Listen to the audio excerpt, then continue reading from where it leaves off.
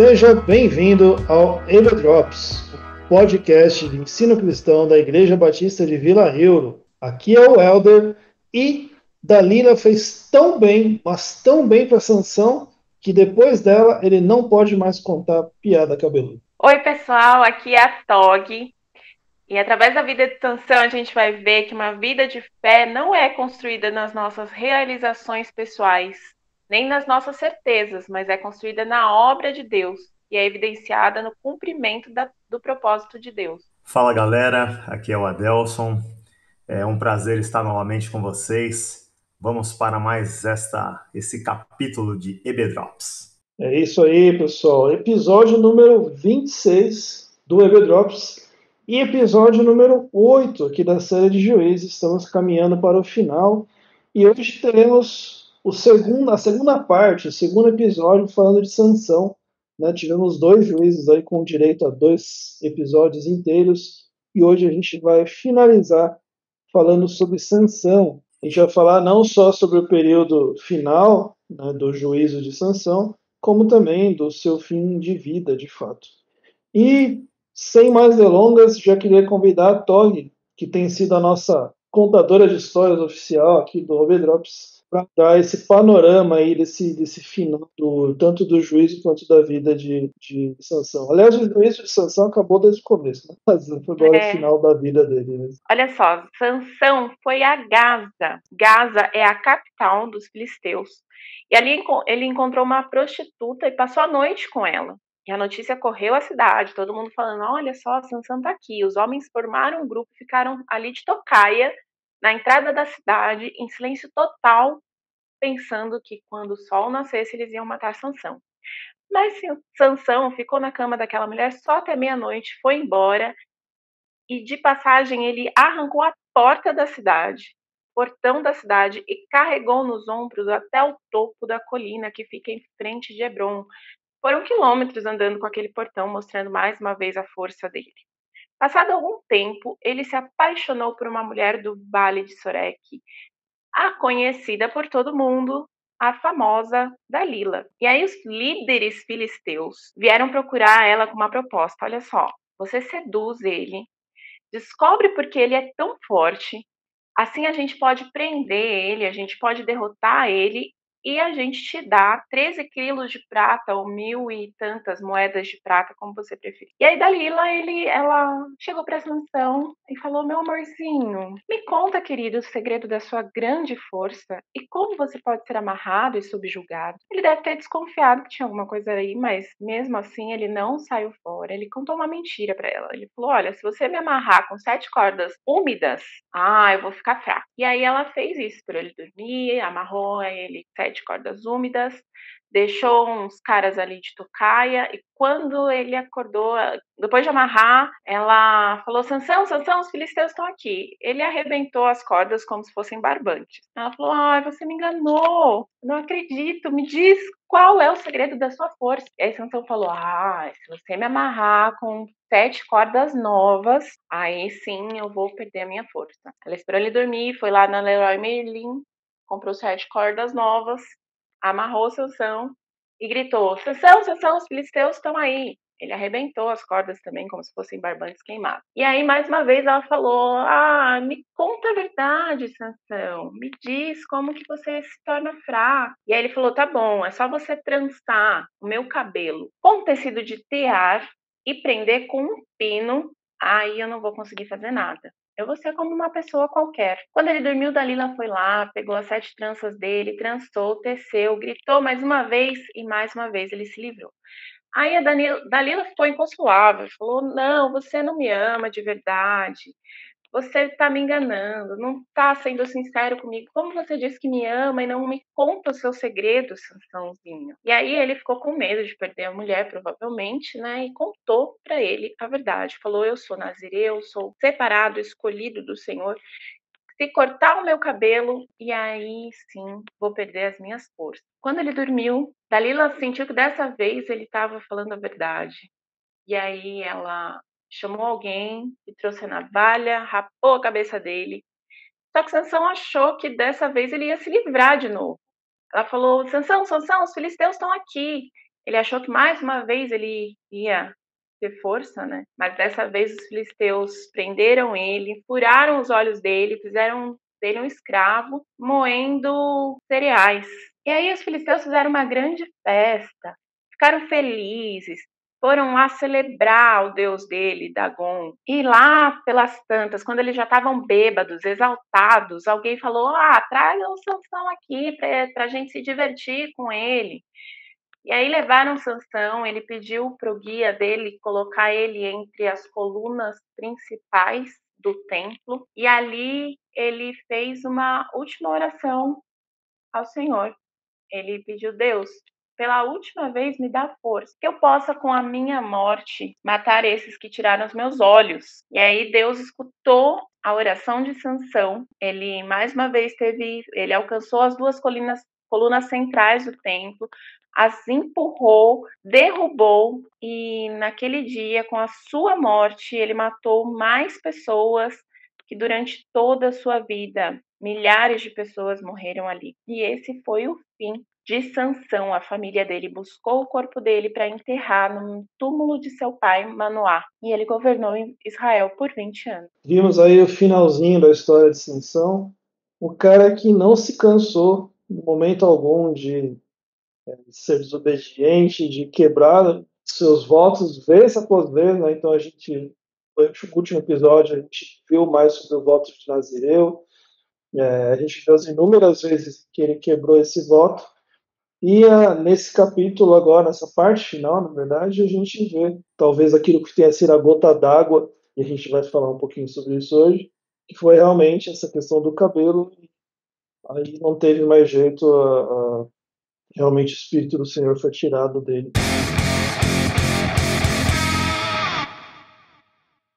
Tem uma questão muito interessante de Sansão, é que apesar de toda a rebeldia e desobediência dele em relação ao seu voto, em relação a Deus, humanamente falando, ele era um cara, pode-se dizer, de sucesso. Venceu muitas batalhas, ele derrotou inimigos, ele conquistou mulheres, etc.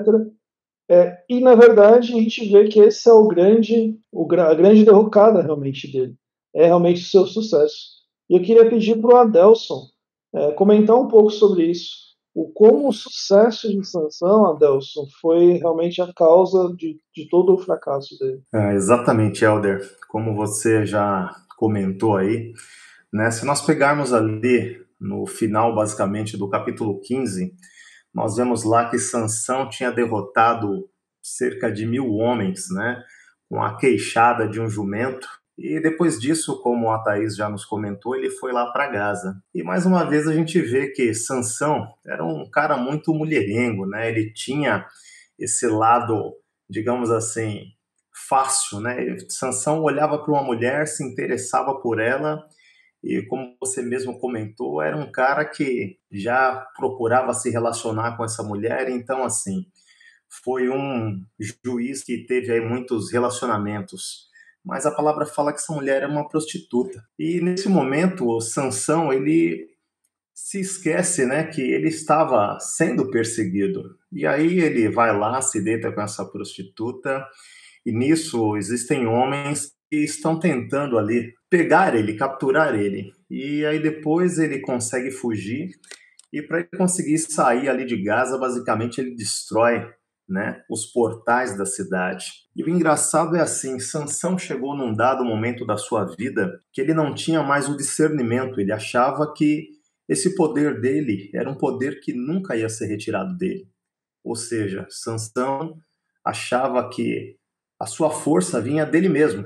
Ele pensava, Deus me fez forte e eu sempre vou derrotar os meus inimigos. Né? Nós vemos aí na sua história a viver uma vida totalmente fora do propósito que Deus tinha para ele, se envolvendo nos seus desejos sexuais, em brigas por qualquer coisa. Então, se nós olharmos humanamente falando, Sansão realmente teve muitas conquistas, era um homem temido, e as pessoas tinham medo disso, era um grande guerreiro, as pessoas o viam como alguém invencível, humanamente falando, porque ele estava usando de um dom que Deus havia dado para ele, para o seu próprio benefício. E a mesma coisa, também Sansão conquistava muitas mulheres, teve muitas mulheres.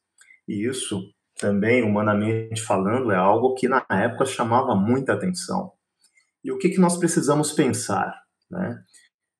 Eu creio que a primeira coisa é que sucesso na visão do homem é uma coisa e na visão de Deus é outra totalmente diferente. As minhas conquistas pessoais ou a minha conquista material, nem sempre isso significa que realmente eu estou tendo sucesso na minha vida, porque nós, como cristãos, temos que entender que o nosso verdadeiro sucesso é a nossa relação com o Senhor, uma relação de obediência, de submissão, uma relação onde o nome de Deus é adorado através das nossas vidas. E Sansão se esqueceu totalmente disso.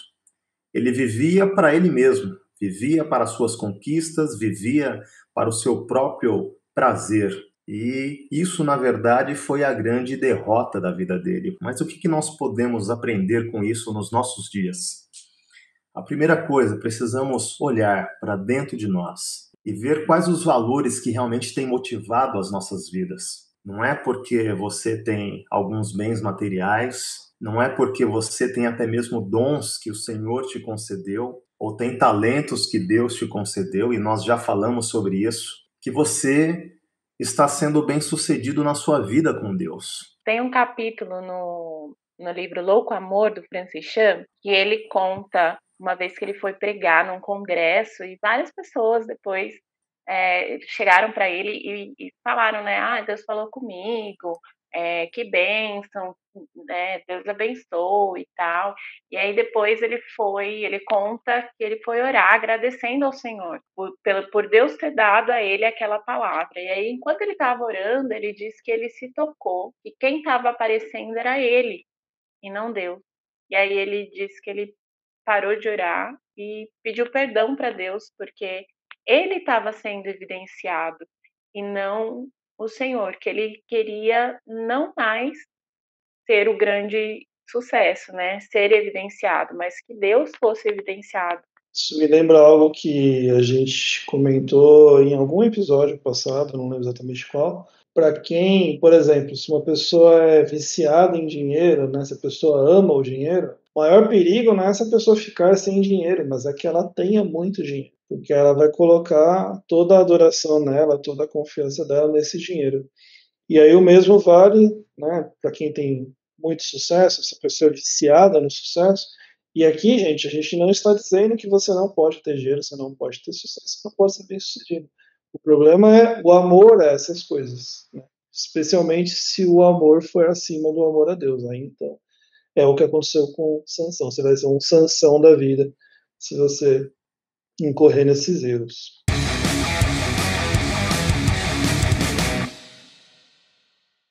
E aí, pessoal, vem um momento que talvez seja, né, o outro momento, talvez não, né? Com certeza é um momento muito conhecido da história de Sansão, que é o relacionamento dele com Dalila, que eu, pessoalmente, eu sempre achei um relacionamento esquisitíssimo, até perturbador, eu diria. E aí vamos conversar então um pouco sobre ele. Primeiro, que assim como a Tog já comentou, e o Adalso também, Dalila era uma prostituta ali que habitava no território dos filisteus. E uma coisa curiosa é que o nome Dalila, em hebraico, ele soa igual à palavra noite, né, o termo que se usa para falar noite.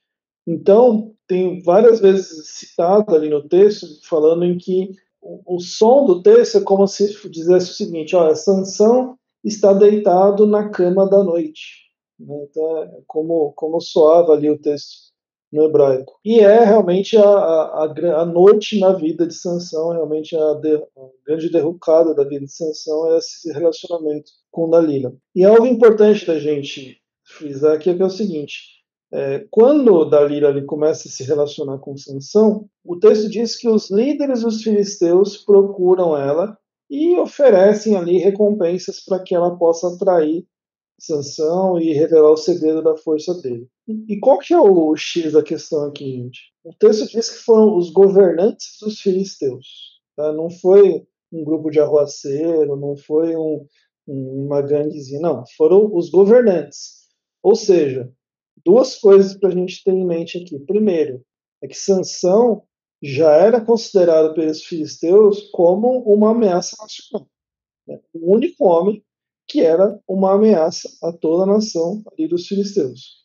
E o segundo ponto é que percebam o orgulho que é despertado da Dalila ao ver a possibilidade dela poderia ser uma heroína nacional. Imaginem só, eu ajudei a libertar o meu povo do seu grande inimigo. Então, realmente, o brilho de Dalila foi muito despertado ali. O Timothy Keller fala aqui no livro que ela estaria garantida pelo resto da vida. Então, provavelmente ela ganharia dinheiro, fama, influência, poder, etc. E aí, né, eles começam a se relacionar, e aí a primeira parte para mim que é bizarra do relacionamento é que como é que você poderia ser derrotado, né? Mas esquisito, e é tipo na lata, né? Não é aquela coisa que ela disfarça, não. E me fala aí como é que você pode ser derrotado. E começa aquela história que o Toga já comentou, e você já conhece, que um mente pro outro, etc. Outras coisas pra gente frisar, né? Vez após vez, né, tentativas após tentativas de destruir ele, né, nitidamente, porque cada vez que ele contava uma história, via um monte de filisteu lá tentar pegar ele.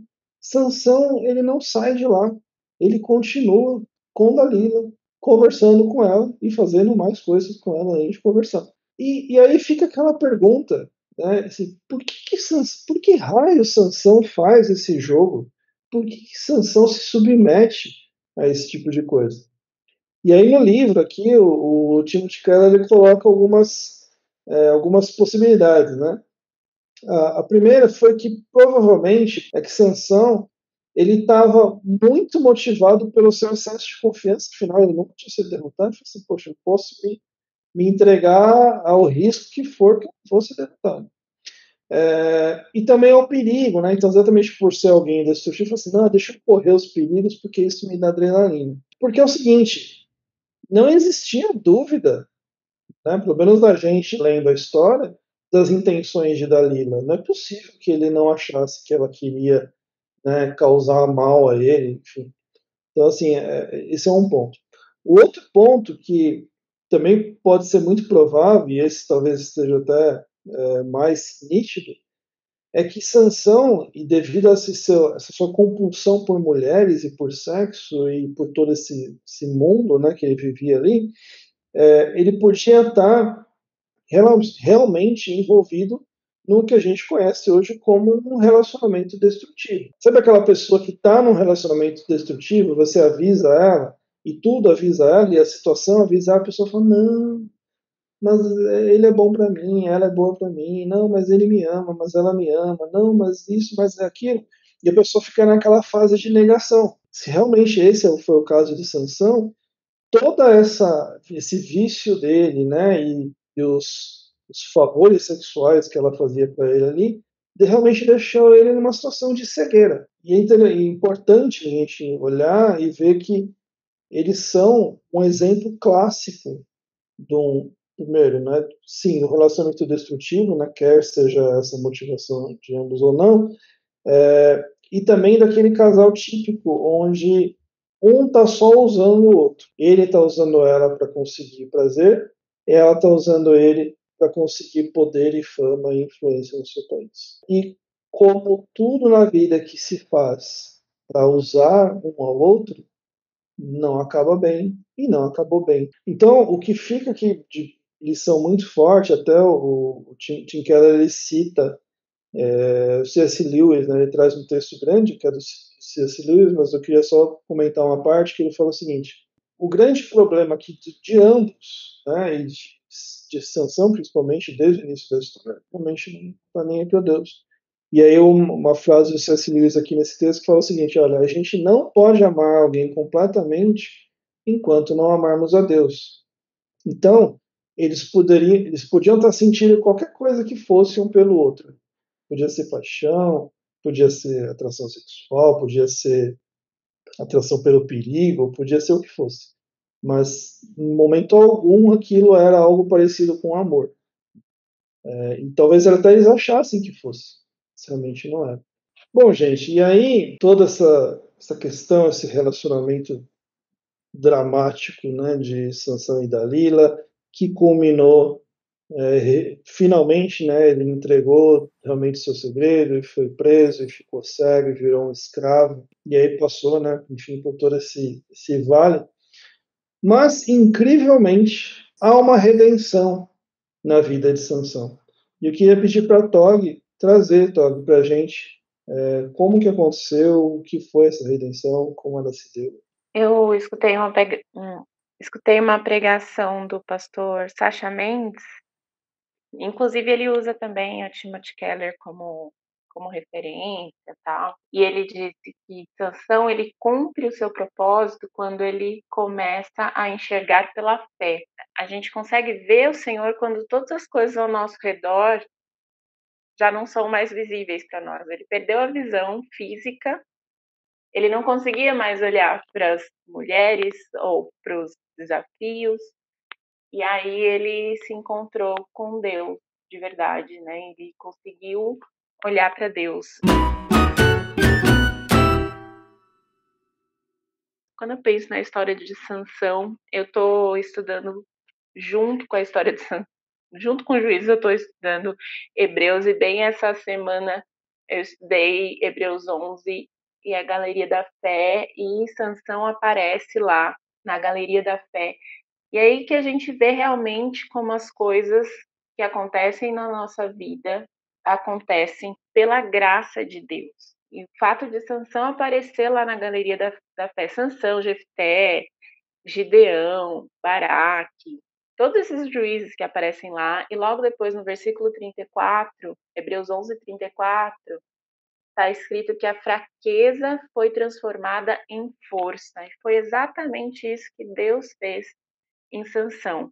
Tanto Sansão claramente não entendia quem era Deus, porque quando ele contou para Dalila, ele achou que mais uma vez ele ia se safar, né? Porque ele já tinha quebrado tantas vezes o voto dele, já tinha tocado em morto, ele já tinha comido que não podia, já tinha bebido vinho, enfim, ele já tinha quebrado tantas vezes, não ia ser agora que ele ia perder a briga. E foi agora que ele perdeu, o Senhor se retirou, e Deus não se retirou dele porque cortou o cabelo, mas foi porque ele não via Deus e porque ele não estava cumprindo o propósito de Deus na vida dele. O fato também dos filisteus não acharem que ele ter cortado o cabelo teria findado ali o propósito de Deus, também mostrava que eles não sabiam, eles comparavam Deus, o Deus verdadeiro, ao Deus deles, né? E não é, Deus ele continua sendo fiel, mesmo quando nós somos infiéis. E foi isso que aconteceu com Sansão. A graça de Deus é escandalosa, e ali Sansão, alguns estudiosos dizem que ali Sansão ainda quis ser vingativo, porque ele queria que eles morressem por causa dos olhos dele. Mas foi a segunda oração que descrita na Bíblia, pelo menos na vida de Sansão. A primeira foi uma oração totalmente egoísta mesmo, e agora ele, em humildade, pede que Deus mais uma vez lhe dê força, e ali ele iria cumprir realmente o propósito da vida dele, né, para qual ele tinha sido chamado antes do ventre. Então Deus redimiu Sansão na fraqueza dele. Às vezes a gente precisa perder tudo para encontrar a nossa verdadeira força. A gente precisa chegar no fundo do poço para olhar para Deus. Deus, às vezes, ele se permite, ele se humilha, se permitindo ser o último recurso quando ele deveria ser o primeiro. Se Sansão primeiro tivesse olhado para Deus, talvez ele não tivesse que passar por tudo isso, mas ao mesmo tempo foi o propósito de Deus que ele passasse por tudo isso. Está escrito lá no começo, né, no capítulo 14 ainda, lá no começo, que Deus tinha um propósito, todos esses erros de Sansão. E o propósito dele foi cumprido no momento de maior fraqueza dele. E ele acabou sendo lembrado lá na frente, inclusive na galeria dos heróis da fé.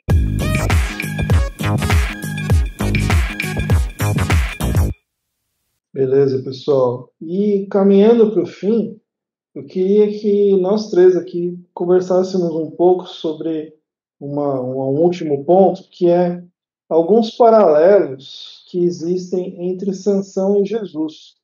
Coisas na história de ambos que são parecidas e coisas que são completamente diferentes, mas que a gente pode traçar esse paralelo. Eu acho bem legal a questão de, assim como todos os outros juízes, né, a morte de Sansão cumpriu um papel bem limitado, né? A libertação temporária, começar a libertar Israel dos filisteus. Ele só começou essa libertação, enquanto que a morte de Cristo trouxe a libertação de uma vez por todas, foi uma libertação definitiva. Sansão é uma sombra, né? É um tipo de Cristo. Ele exemplifica a morte de Cristo por trazer, pela sua morte, trouxe libertação. Mas a libertação dele foi limitada e a libertação de Cristo é ilimitada, é eterna, é de uma vez por todas, né? E uma coisa interessante, Tog, é que chegando aí em Sansão, né, nós enxergamos, fazendo um paralelo com a pessoa de Jesus, é que realmente nós precisávamos de um Salvador que não fosse humano, né? Porque quando a salvação depende, né, do homem, ou o homem trazer libertação ao povo, todos eles falharam e falharam de forma cada vez mais terrível, né? Em Sansão, acho que a gente chega realmente numa decadência total. É um homem que, como nós já falamos, estava vivendo uma vida totalmente fora do propósito para o qual Deus havia chamado. E Jesus, a gente vê totalmente o contrário. Realmente, Deus em forma de homem, é 100% homem, mas 100% Deus, vivendo a sua humanidade aqui de maneira irrepreensível e alcançando realmente a redenção total da raça humana e nos ligando novamente ao Senhor através da sua morte e ressurreição. E eu terminaria com uma que é com a morte de Sansão, ali terminou a liderança dele, terminou o ministério, vamos dizer assim, dele. E com Cristo não, com o sepultamento de Cristo, na verdade, a liderança dele de muitas formas estava só começando. Então, aonde um terminou, o outro estava apenas começando. Queria agradecer então ao Adelcio Tog por esse episódio de hoje e a você, ouvinte, que está aqui com a gente. Pessoal, não se esqueçam de procurar a gente lá no Instagram. Estamos lá em instagram.com/capacitar.ibvl. Capacitar é o novo nome do nosso Ministério de Ensino, onde o EBDrops é uma das iniciativas do nosso ministério. Deixa lá o seu comentário, dúvidas, comentários, coisas que vocês viram interessantes. E não se esqueçam também, semana que vem estaremos no penúltimo episódio. Tá? Aí você está falando assim, poxa, mas acabaram os Juízes, por que tem mais coisas? Pois é, porque daqui em diante ainda faltam 4 capítulos do livro de Juízes, onde a narrativa é bem diferente. Tá? Vocês vão ver que o livro de Juízes vai mostrar uma visão um pouco diferente sobre realmente como estava o povo de Israel ali em todo aquele tempo. Né? Ele para de falar do juiz e fala do povo em si. E, para você ter uma ideia de como vão ser os próximos 2 episódios, o Tim Keller, logo na introdução do capítulo seguinte, ele fala o seguinte: essa visão da humanidade sem Deus é tão sombria que esses capítulos raramente são estudados ou usados em sermões. Então a gente vai estudar aqui um pedaço de Juízes que raramente você vai ouvir em estudos bíblicos ou em sermões, tamanho é o tom sombrio desse texto. Tá bom? Então, não perca, semana que vem, penúltimo episódio da série Improváveis. E é isso, pessoal. Um abraço e até a próxima. Tchau, tchau. Tchau, pessoal. Até semana que vem. Falou, né?